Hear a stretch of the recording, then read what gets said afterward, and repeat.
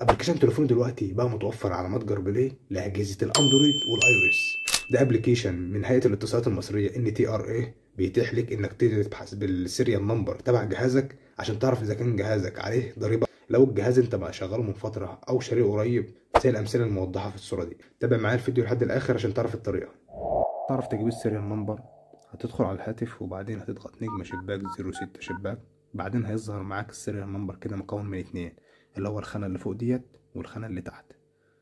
فهتيجي هتاخد انت اول حاجة السيريال نمبر لاخره لحد اخر 5 كده هنا، وبعدين هتيجي هنا في الابليكيشن بتاع تليفوني، وبعدين هو الجهاز هيبقى سامح لك ب5 خطوات بس فقط بدون تسجيل دخول. فاللي انت هتعمله هتحتاج تكتب الرقم ده اللي انت اخدته نسخة او سجلته عندك في اي حاجة، وبعدين تضغط هنا، بعدين هتضغط استعلام. هيظهر معاك خانة زي اللي انت شايفها في الصورة كده، هيقولك ان الجهاز مسجل او مش مسجل. لو مش مسجل تابع معايا الشرح لحد الاخر عشان تشوف المشكلة دي هتحل ازاي.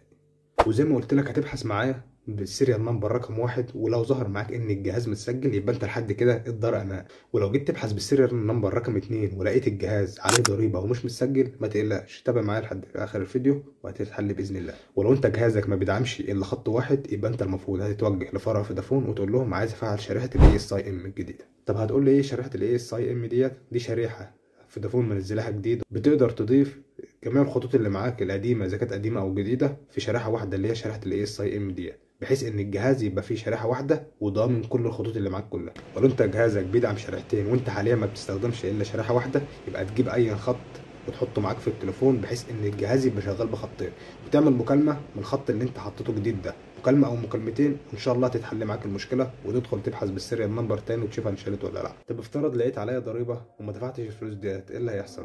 بعد استخدامك للجهاز ل3 شهور هيفصل منك شبكه وهتستخدمه واي فاي عادي. ولو عجبك الفيديو ما تنساش تعمل لايك وتكتب كومنت حلو وتتابع القناه عشان يوصلك كل جديد، وتتابع معايا كل اخبار الاجهزه.